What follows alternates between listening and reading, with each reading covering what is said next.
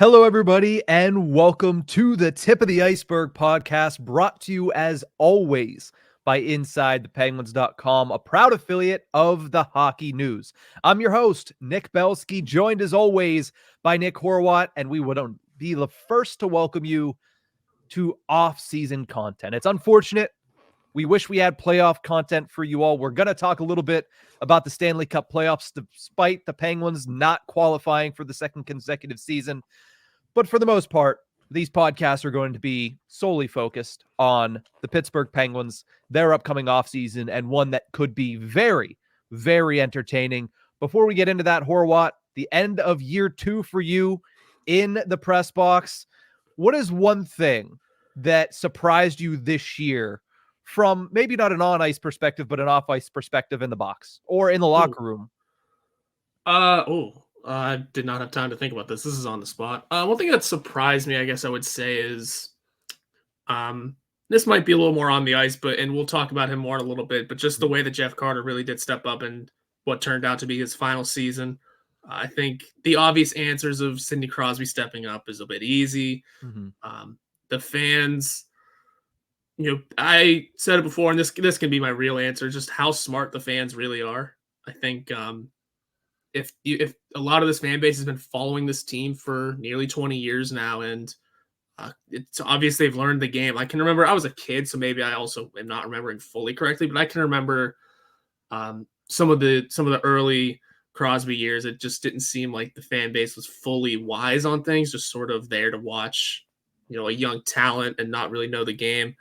Of course, a lot of this fan base also stood in the Mario Lemieux years, but it seems like this Penguins fan base is really matured, and this goes for at the arena and even online on Twitter quite a lot. You can tell that this is a smart group of fans, and that they know what they're doing. They know where to place proper blame, and that's been awesome to see. I think the fact that they are so in tune and so smart it's cool. And even during some of the the end of the season here, whenever they were going on a run, but even a little before the run started, the building was still selling pretty well. I don't think they've had the sellout streak ended a long time ago, but I think I'd have to look at the numbers. I would assume attendance stayed pretty decent this year, because I know it was up across the league.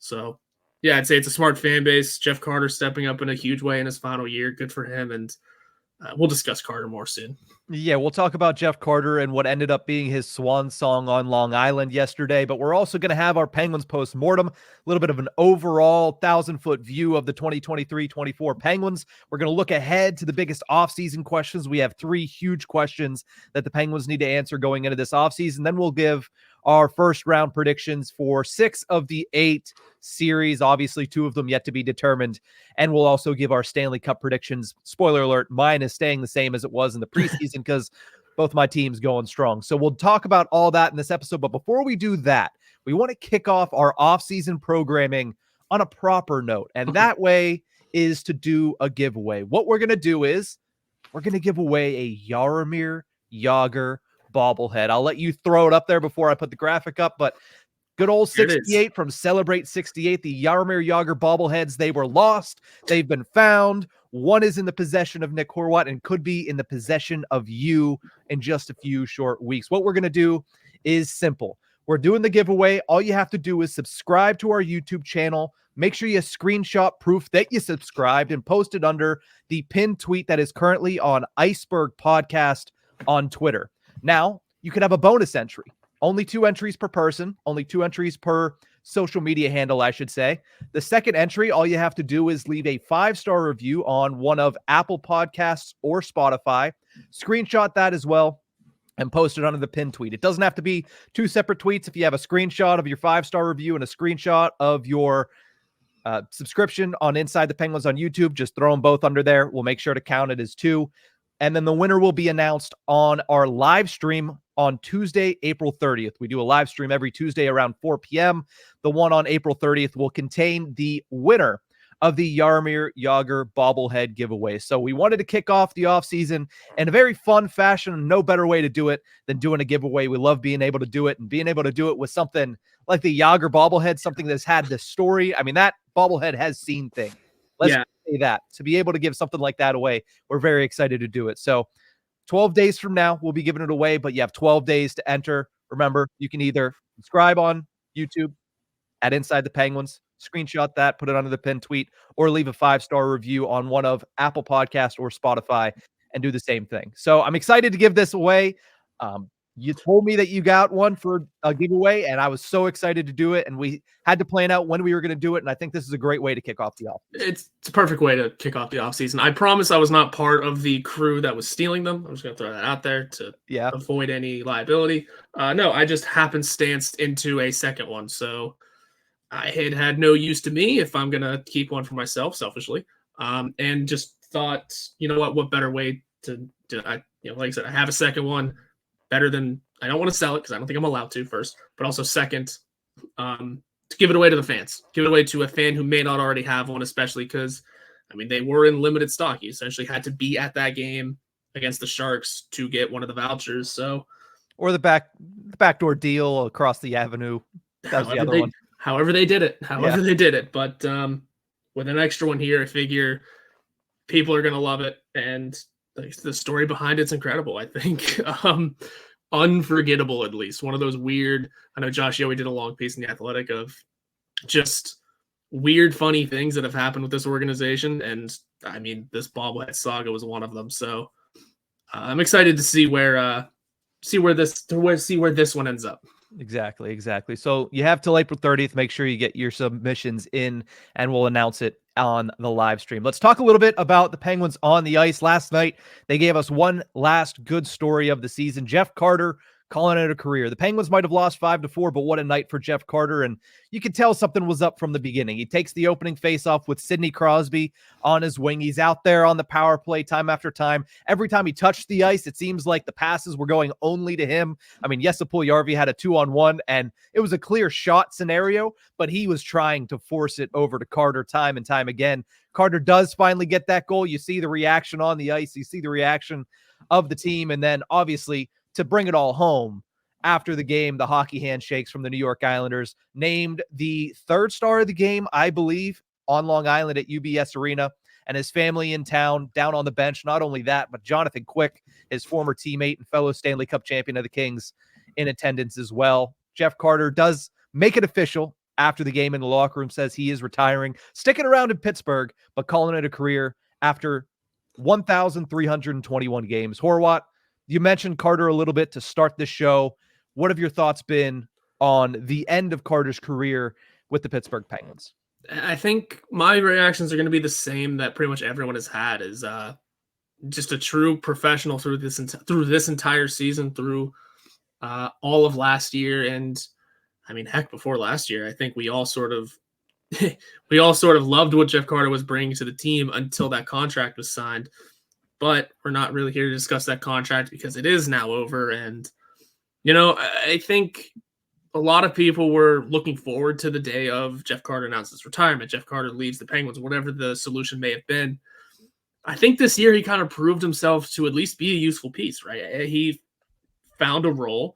Again, the contract is a bit of an anchor, but if you eliminate that part of everything, you had a veteran fourth line presence who took some healthy scratches like a true professional, didn't sulk around, was still with the team, was still being a positive energy in the room. And whenever he came back, he didn't lose it. He kept on. He found that good niche. He scored 11 goals this year. Don't think any of us were really expecting that. And for what it's worth, I mean, he didn't speak with media a bunch. I think that comes with the territory of being a veteran, especially considering the place he was in last year with the sights of the media and the fan base. He didn't speak to guys with microphones a lot, but I think this time around, as he got, obviously he had a bit of a better season. Whenever he did speak, he's always been a great guy to talk to. He's always been a great face to discuss hockey with and a great voice in the locker room. And that was evident last night, no matter what part of the game it was, whether it was early, getting him that opening draw, seeing his family and Jonathan Quick in the crowd. And then the ending, it's a good, perfect send-off for one of the better locker room guys on this team. Like, say what you want about his skill. Obviously, he's not in his prime anymore, but I think among the veteran core and the veteran group that's already there, he's another one that has a big voice in that locker room. Mm-hmm. The fan base has been very hard on Jeff Carter at points, and rightfully so. And we've been hard on Jeff Carter at points as well, especially you mentioned last season. He had a rough year and he was miscast in a third line role for the majority of the season. You know, Mike Sullivan came under fire for his continued loyalty to Jeff Carter, and it wasn't always pretty, but there's always the cult hero, Big Jeff Carter, that came in 2021, was huge towards the end of the season, getting him into the playoffs with, I believe it was 9 goals in 14 games. You know, the long-haired Jeff Carter. It was interesting to see a Hall of Famer, and that is what he's going to end up being. He might be a fringe Hall of Famer, but I do believe he's going to end up being a Hall of Famer. Like I mentioned, 2-time Stanley Cup champion for the LA Kings, you know, over 1,300 NHL games, over 850 points, 442 goals.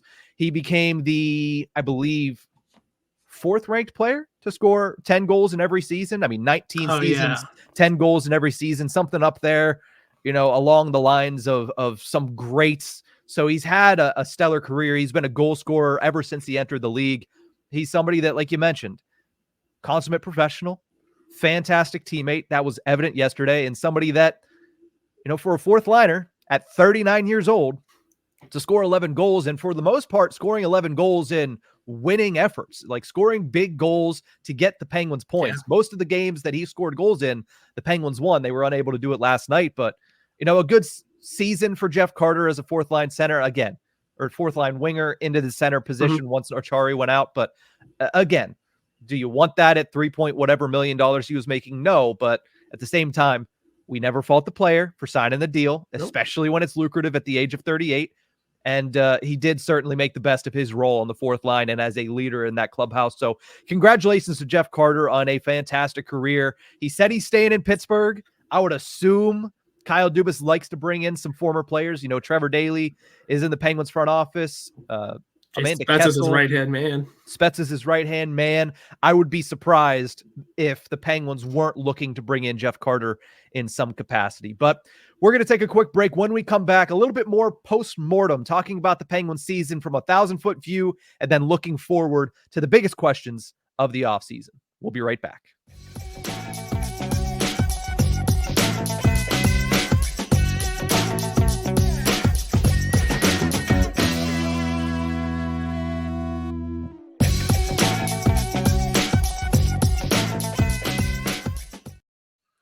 Welcome back to the Tip of the Iceberg podcast, brought to you as always by InsideThePenguins.com. Well, Horwat, you mentioned it on Tuesday. We might be doing a post-mortem today, and in fact, that is what we're doing because of some crazy happenstance, some crazy instances around the league. It certainly was not a dull finish to the season for the Pittsburgh Penguins, but they do finish it outside of a playoff spot for the 2nd consecutive year. They end the year 38, 32, and 12. 5th place in the Metropolitan Division, and this time 3 points shy of a final playoff spot. Eerily similar to last season, whenever you think about the overall year. Up and down, they could never really catch their footing. They had a couple of times where I think it was the 9-3-3 record after the Dubas presser in December, obviously going 8-2-3 to finish off the season here. They've had a couple of decent stretches, but they also had a couple of really, really poor stretches where they played some of the worst hockey we've seen from a Pittsburgh Penguins team in some time. Uneven season, roller coaster season, ends just shy of the playoffs, eerily similar to the 2022-23 iteration of the Pens. Yep. Yep. It was a fun, but also just completely idiotic season. I mean, whenever I say fun, I just mean I enjoy what I do for a job. So it's being around, winning or losing is entertaining, and there are fun aspects to it. I think looking back at the year, I was, like I said, messaging you guys on the Slack of just what were some of the memorable moments from this season. I mean, there's obviously been some downsides. I think, the downsides are, one thing I realized was that the list of downsides is a lot smaller than the positives in terms of moments, not necessarily games or outcomes or stats or players, but just the moments, the fun moments definitely outweighed the negatives. So I think that should at least give positive. And for what it looked like in those post-game interviews on Long Island, it was a little bit more of a, I mean, maybe it was the Jeff Carter thing. It's a little bit more of a higher mood this time around than last year. So who knows? Maybe that changes today. Maybe the reality sets in and it's a dull exit interview day. But, I think everyone's sort of ending on as a positive note as they can after a loss, no less. So I would say this season was wild, had fun, but again, I think playoffs would have been far more entertaining and far more fun. But they did it to themselves, and I think you discussed that a lot yesterday, and we're certainly going to have that discussion multiple times over the next few weeks. But overall, I mean, they put on that push, and that was a fun push. Yeah, and that's what I was going to say is the biggest difference between this year and last year. Last year, they held the fate of their own hands going into the last two games and were playing two of the worst teams in the NHL and still missed the playoffs. Not only that, I think it's been well documented what the vibe around the room and the organization was at the end of last year. I mean, they knew a lot of people were about to lose their jobs. Now, that doesn't mean that people aren't going to lose their jobs because you missed the playoffs, and there's consequences to that. You lose, and there's consequences to that. So people are going to lose their job. But I think knowing that in the end, 8-2-3, they put their best foot forward. They really tried to make it as close as possible. They really tried to push their way back into the playoffs, and they succeeded a lot in this last 3 weeks. And I think that changes the vibe around the room. That changes the feeling, especially when you're looking at a guy like Sidney Crosby and what he's done. 25 points in those last 30 games. I mean, the best season or tied for the best season with Teemu Selanne as a 36-year-old. 92 points. Ridiculous. Evgeny Malkin looking like peak Evgeny Malkin for a large stretch here. Like 13 games is not a small amount of hockey. And he's looked like peak Malkin through most of it. Michael Bunting coming over. There's a lot of positive things to look at for the future. And I think one of the biggest things when I'm looking at this season is it is that shift, because we've been seeing over the last couple of years, oldest team in the NHL.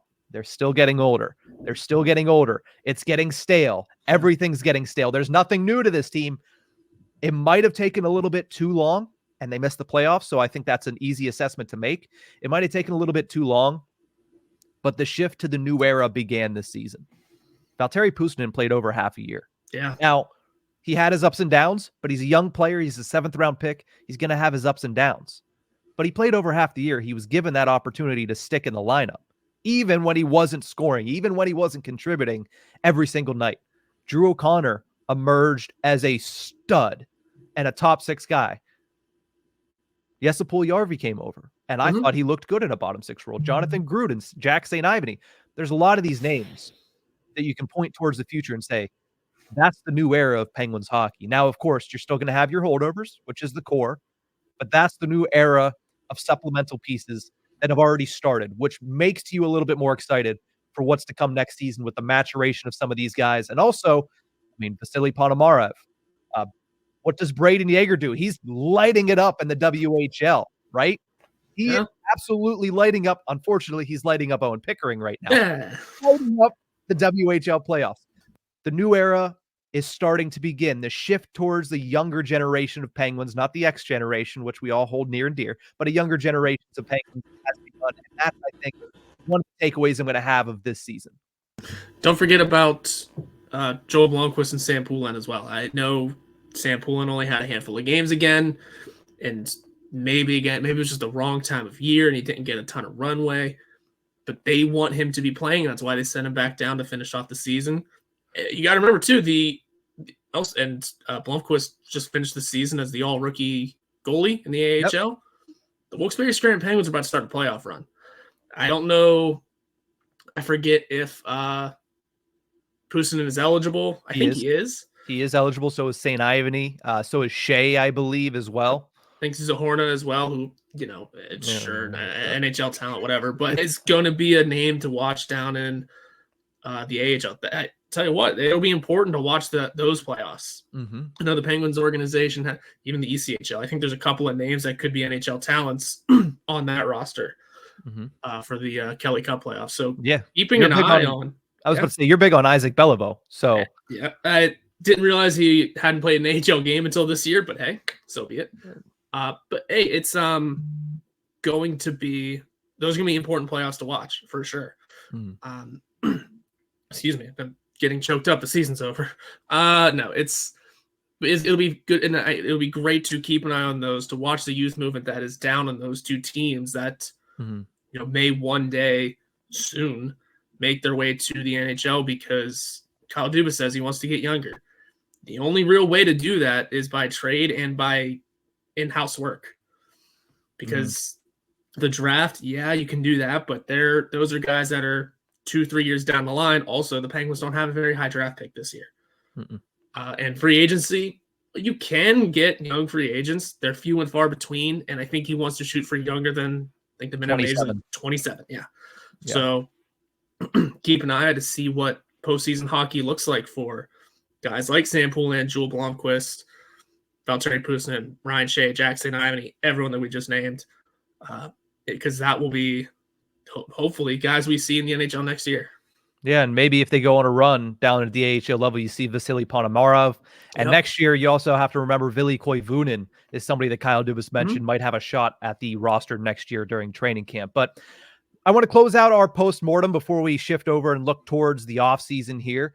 One word to describe the 2023-24 Pittsburgh Penguins, Horwat. Do you have one word that can, I know it's hard to encapsulate a whole team and 82 games down to one word, but that's the challenge that I'm tasking you with right now. I'm going to say hectic, just because there were those great peaks, but also those down valleys. I think there's going to be memorable moments, both high and low, and the way they were able to put on a run at the end here and make everyone really question, oh, should I have not made plans at the end of April? Those are going to be those hectic moments that kind of kept everyone in. So I think the word hectic fits kind of nicely. It's a broad one, but it's a nice pick. Yeah, I'm along a similar line. The word that I immediately thought of when I had this question pop up, I said volatile. There you volatile. Go. They've been very good at points, and there were times where, and Kyle Dubas rightfully said, this is a team that has had several impressive wins. They just need to stack those wins on top of each other. Even before this run at the end of the season, they had several impressive wins on their resume. Like, go back and look through the first couple of months of the season. There were some very good, very impressive victories on their resume, and you see that, and then you match it with the third period blown leads. You match it with what we saw the entire year from the power play. You match it with just basically Erik Karlsson in general. Volatility is the name of the game to me for this year's Penguins, and I think both words describe it very well. Hectic, especially towards the end, that flurry and that furious rush to try to get into the playoffs, and then volatile because you saw how down they were around the Jake Gensel trade. Yeah. Did it cost them? Yes. Should they have maybe had a little bit better body language? Yeah, maybe. But at the same time, it's an 82-game season. There's going to be ups. There's going to be downs. There's going to be times when players are just not excited to come to the rink. But at the end of the day, you mentioned it. You look at the vibe in that locker room yesterday. You look at the vibe that I'm projecting will be there today at locker room cleanout. It's a positive one, because this is a team that knows that maybe it deserved a better fate. Maybe they're better than their record indicates, but they did at the end of the day empty the tank to try to get into the playoffs. They just fell a little short. Yeah, they emptied the tank. They gave it their all. And maybe the vibe will be a little better because the guys are a lot healthier. By the way, we'll discuss it at some point. 6 guys played all 82 games, including all 3 of the core for the first time ever. Some guys might have some more hockey to play. All those, like we just mentioned, all those young guys maybe going back down to the A to play in the Calder Cup playoffs. And then who knows if Sid's going to go play in the World Championship? Who knows if Karlsson makes that jump for Sweden, or whoever else might go represent their country. We'll see, maybe get some words on that today. And then who knows? I mean, these guys may have a little bit more hockey to play. Obviously, it's not what they want to be playing, but it's a nice consolation prize to still be playing for, if you're going to the A nice trophy and a nice ring at the AHL level, and maybe a gold medal. Yeah, the best way to get back the Capitals at this point, at least right now, is to take out their dynastic run of the Hershey Bears. So we'll have to keep an eye on the American Hockey League. But let's shift over and talk about what's coming, what's next for the Pittsburgh Penguins. Obviously, last year was a big big offseason. A lot of turnover, a lot of change, especially at the organizational level. General manager, president of hockey operations, and everybody in between. This year, it might be more focused on the ice, but there's still some big questions coming for this offseason. And I think the first one that everybody's going to talk about is the coaching decision. Mike Sullivan is the head coach right now, 9th season in the books. He hasn't won a playoff series since 2018. I still think, and we saw Sean Gentili of The Athletic say it on 93.7 The Fan yesterday, still think it's hard-pressed that the Penguins move on from a guy like Mike Sullivan. And honestly, based on what I saw over the last 3 weeks, I find it hard that Sully's going to walk away too. Yeah, it's not happening. I think we've been saying this all of this season, all of last season. It's just not going to happen yet. I think I'll still hold on to what we said, or at least what I said, that his seat isn't getting warm, but it's on preheat. Yeah. We'll see what next season brings, because if the leash might be short going into next year because that contract has started, maybe there is enough turnover in the on-ice product again to where, okay, you can't do it with these guys now. That's enough of that. We're going to move on, try something else. Especially if Todd Reardon and Mike Vellucci they're on expiring deals. They're not coming back. I'm not even going to say expect them. I just don't think they're going to come back, period. Who knows who Kyle Dubas decides to put in those positions? Who knows if Mike Sullivan's part of that hiring process, by the way? Yeah.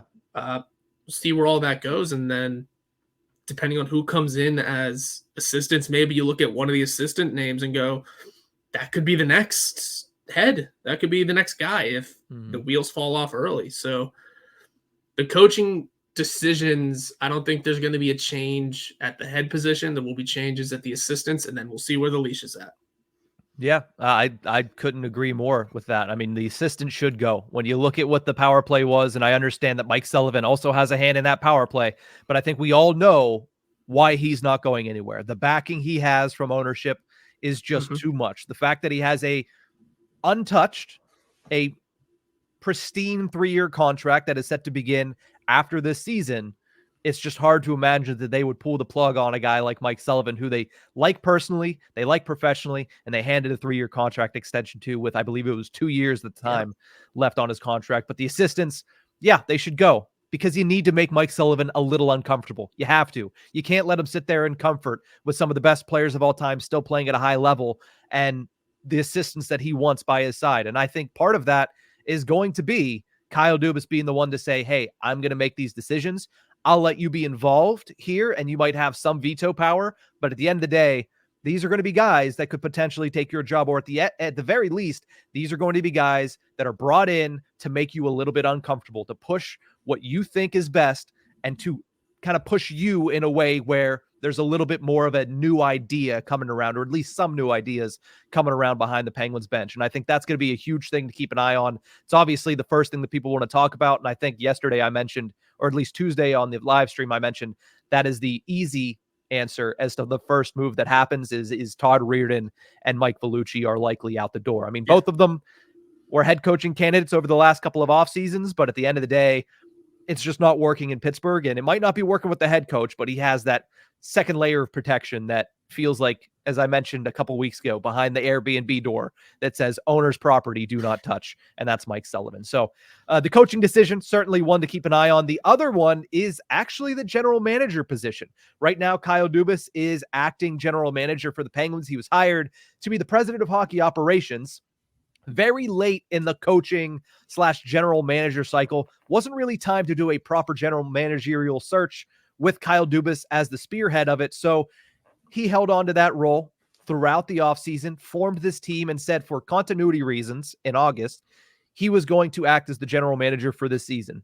Now that the year is over, year one for Kyle Dubas is over, and there's a brand new general manager search that could go underway this year. Do you think the Penguins get in on that action? Do you think Kyle Dubas says, all right, now that the year is over, now that we've had continuity through year one, and I have my hockey operations staff in place and have been in place for some time now, does he look for somebody else to take on the general manager duties? That's a big question coming into the offseason. I do not know. I'm sure we'll get a more concrete answer from Kyle tomorrow. But I'm going to throw out what I think will happen, and then I'll try and leave it quick. I bet he says he'll start the search after, like, maybe he won't say after certain things happen, but I would bet the search kind of kicks off after the coaching decision has been made, after free agency. I bet Kyle does it himself one more Really? time. I bet he does like one of those new hires, one of those guys that might be an AGM right now or a lesser known AGM right now, or a Jason Spezza type where it's former player who's looking to get into the situation where essentially he's going to take a guy in. Kyle Dubas will still run the team, but have a guy under his wing at namesake as general manager. But it's going to be a lot of Kyle's decision making. It's going to be a lot of learning at the tutelage, and maybe he's this general manager is only here for a short amount of time. Goes on to greener pastures, and then a bigger hire comes in 2 years later. Hard to say. That's just my guess at the moment. Yeah. That it's going to be a late hire, and it's going to be someone just trying to learn still. Yeah, I mean, there's names from last year that could still be potentially on the market there. Tulski down in Carolina. Darsh, who I believe is Tampa. I believe Darsh, Matthew Darsh is either Tampa or Dallas, one of the two. And then you have obviously a guy like Jason Botterill, who's a former general manager and former AGM of the Penguins. But, there's another interesting name there that you mentioned. Right now, Jason Spezza is his AGM and has been his AGM for a couple of seasons now. Does he just give him the promotion and say, hey, here are the keys. Remember, I have final power. I have final say. But here are the keys. You're the spearhead. Potentially. But we also mentioned last year that he kept the general manager job so he could keep his name and keep his ownership to the moves he made. If he makes all the moves again, I'm not sure why that would be different between year 1 and year 2 in Pittsburgh. But, at the end of the day, it's going to be a story, right? It's going to be something that I'm sure he's going to get asked tomorrow at his end of the year press conference, tomorrow around 10 a.m. I was almost said p.m. That'd be very late. 10 a.m. Kyle Dubas will speak to the media, so that might be something we get some clarity on as early as the next 24 hours. Let me throw another name out to you real quick, and then we can jump off of this. Because being around the morning skates and the practices this year, I noticed that Amanda Kessel hangs out with those two quite a bit, with Kyle and Jason Spezza.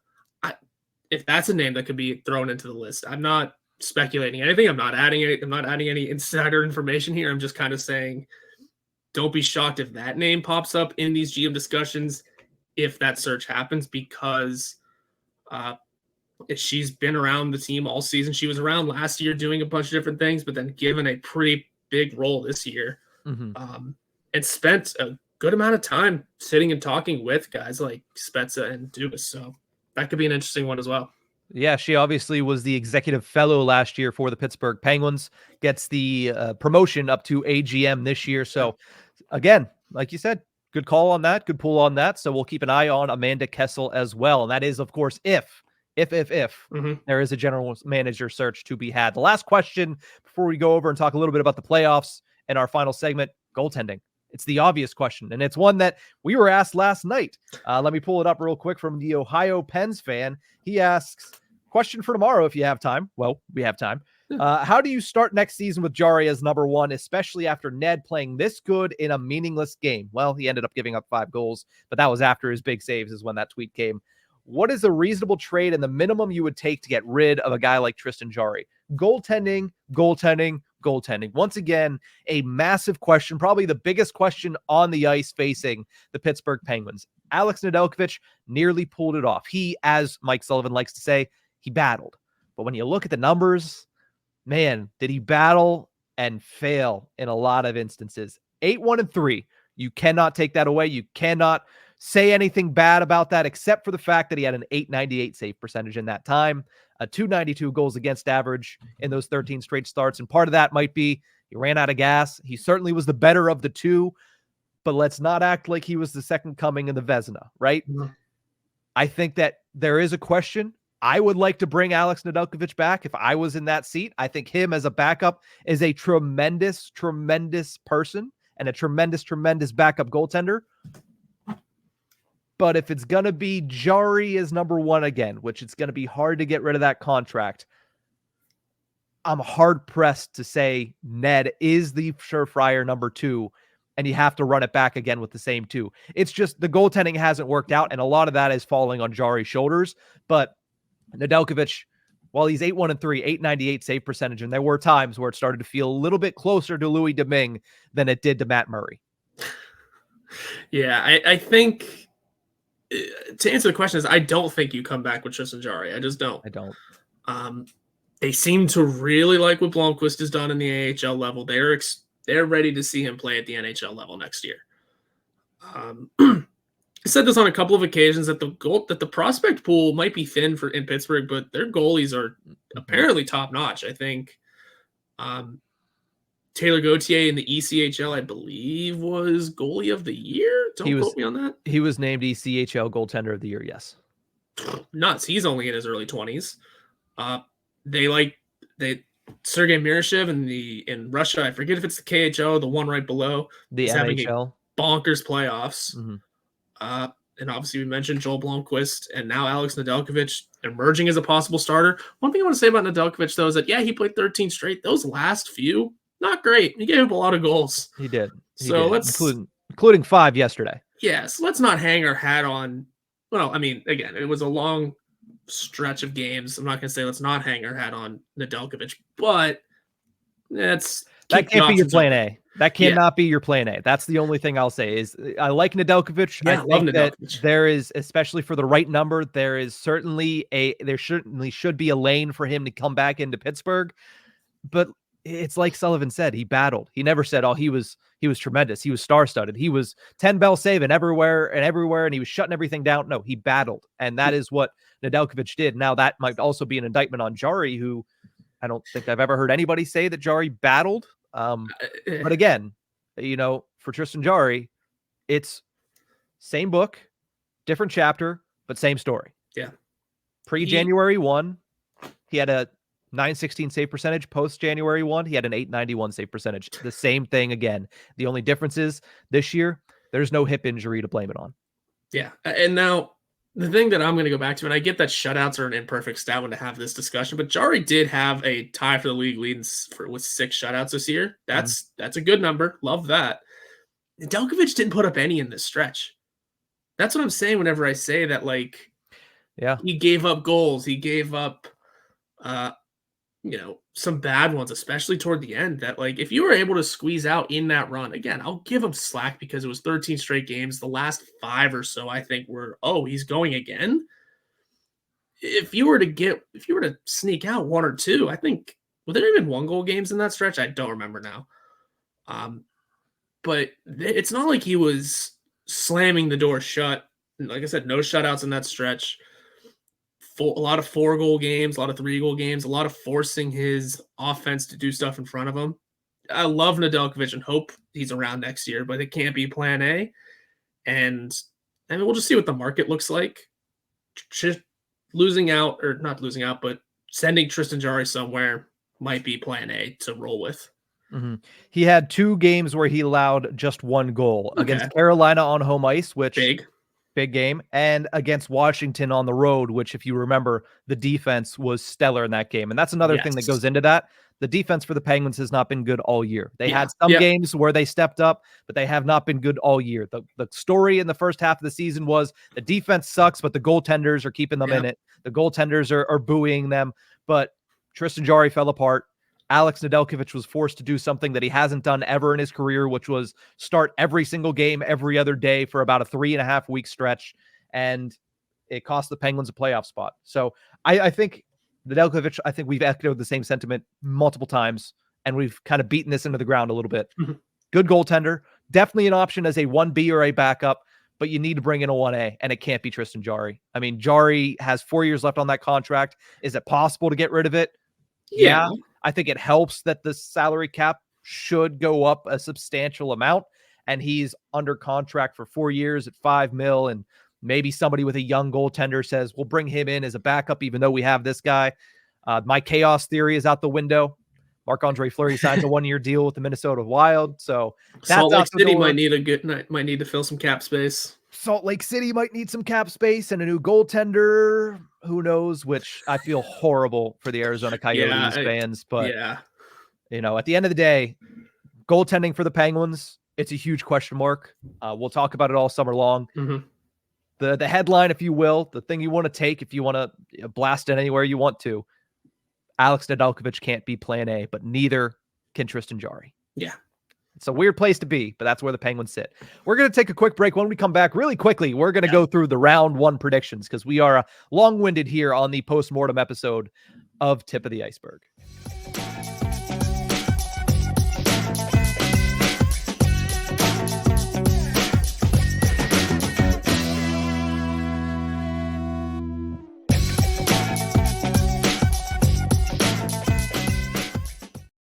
Welcome back to the Tip of the Iceberg podcast, brought to you as always by Inside the Penguins. And while the Pens aren't in the playoffs, we like hockey, Horwat. So you know what we're going to do? We're going to do predictions because predictions are fun and the playoffs are fun and they start on 420. And that's fun, if you know what I'm talking about. Let's start in the East. Those ones are actually set. 2 in the West yet to be determined. We'll get to that in a minute. Hurricanes versus Islanders, a team that we saw yesterday in the New York Islanders, and Jake Gensel's Carolina Hurricanes. What do you got in this one? I'm taking Carolina. Do you want a game number? Yeah, let's do game numbers as well. We always do that. Why not? I got Carolina, and then I'll start adding game numbers into this. I'm going to go 5 here. All righty. I'm with you on Carolina, but I do think the Islanders were one of the hotter teams going down the stretch, and I do think that is worth something, not to mention the fact that Carolina shifting into playoff gear takes some time for them every single year. So I'm going to go Canes in 6. Let's move over and talk a little bit about, a matchup I'm so excited to watch. And I feel bad for our friend Steve Dangle north of the border. He's going to have so many heart attacks during this 7-game set. Maple Leafs at Bruins. I hate to say it. Bruins in 7 again. Ooh, 7. I was giving them 6. I was giving Boston in 6. Yeah. It's that is a series. That is certainly a series that's going to be interesting, especially with the fan bases involved and the history involved between the Leafs and the Bruins. And Boston trying to absolutely exercise demons from last year, and who better to be at the other end of it for them than the Toronto Maple Leafs this year. Toronto's going to put up a fight, but I don't see 7, man. I think Boston's too. Oh my God, we need to win this year. Yeah. There's the most demons in a playoff series that doesn't involve the New Jersey Devils in the history of the National Hockey League. That's exactly what that series is. But let's move over and talk about the Battle of Florida. That's a lot of really good series here in round number 1. Tampa Bay Lightning, red hot down the stretch. They end up in a wild card spot and take on the Atlantic Division winning Florida Panthers. Who do you got, Horwat? Battle of Florida. I haven't done enough digging into how Florida ended up in this position, but I'm going with Tampa Bay in 7 because just playoff Tampa Bay. You can't deny that first, but also another team that's going to look to try and bounce back after losing in the first round last year, but also just when it comes to these two teams, it's always felt like Tampa Bay has been better, right? Yeah. Just giving them the edge. There was that one year that Florida won, which I believe was last year, but No, Tampa lost to the Toronto Maple Leafs. So, but you're looking at the last 4 Eastern Conference champions in this series. So whoever comes out of this one maybe should be the favorite, but I'm going to take the Lightning as well. I'm going to go them in 6 games in this one. I do think that playoff, I had a hard time with this because the Panthers are so solid from top to bottom, but something about the Tampa Bay Lightning, hard to root against, especially when they have that guy between the pipes named Vasilevsky. But exactly. Last one of the Eastern Conference, New York Rangers, the President's Trophy winners, take on the Washington Capitals. It's going to be an interesting series here. Capitals, the worst team statistically to ever qualify for the playoffs with a negative 38 goal differentials. I have the Rangers in 5. 5. Listen, I don't think the Rangers have what it takes to go all the way. I'm going to give the Rangers this series. I'm going to give it to them in 7. Ooh. I know the Capitals snuck their way in, but Alexander Ovechkin's been hot lately. I don't know what else that team's got going for it, really. But Strom. Yeah, but we watched the Florida Panthers go all the way to the Cup Final last year. We did. I'm not saying the Capitals are going to do that, but putting up a fight, like no team is a slouch in this league. Yeah. So I could see the Capitals at least putting up a fight. Still, Rangers in a close 7. Close 7. Overtime like it was in 2022 with the Pens? Hey, why not? Hey, why not? There we go. That's the little bit of bonus that you get here. So if it comes down to game 7, bet it to end in overtime, coming from Nick Horwat. Let's go to the West, talk about the two that are actually happening. Canucks versus Predators. I have the Canucks in 6. Rick Tocchet should be coach of the year, and I think it's an easy decision on that. Yeah, I will also go Vancouver, and I'll give you 6 as well, just because Penguins West. Penguins West. There you go. Jets at Avalanche is the only other one that has been solidified to this point. The Winnipeg Jets have played the Avalanche tougher than anybody this year. They've shut down Nathan MacKinnon more than anybody this year, and they just recently beat them 7-0 in a game that did have some meaning. So certainly an interesting series here. Who do you got? Jets versus Avs. This one might go either way. The more I immediately wrote down Colorado the first time I saw it, but then the more I looked at it, the more difficult it became. I'm going to stick with Colorado, but again, because of how close, 7 games. Mm-hmm. Yeah, I have Avs in 7 as well. I had a hard time with this one because I really feel like the Jets are a underrated team, an underappreciated team, and a team that could be sneaky in the playoffs this year. If they get over the Avalanche, it's going to be hard to take them out. Now, the other two matchups as of right now would be Oilers Golden Knights, which would be a banger, and it would be Stars Kings, but that is yet to be determined because of tonight's action. We'll throw out there. I'll talk about it tomorrow on Ice-Burgh To Go, what our picks are for that one. Horwat will send them over, and we'll solidify our final first-round picks. But let's finish this off with our Stanley Cup predictions. Horwat, yours in the preseason was a little bit of fan service. You had the Pittsburgh Penguins taking down Nathan MacKinnon, the Colorado Avalanche. What do you have now?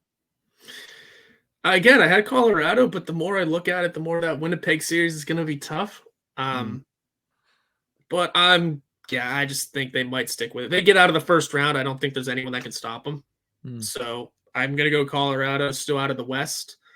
Do you want my East choice yet? Yes, I just want them all. Want it all. East and champion. Oh, they want the champion too, man. Well, I think Jake Gensel's going to go on a pretty good run in the postseason here. So I could see Colorado, Carolina being the final. Oof. As for a winner, you know what? Who did I say? I should remain consistent with what I gave. What do you put on the site?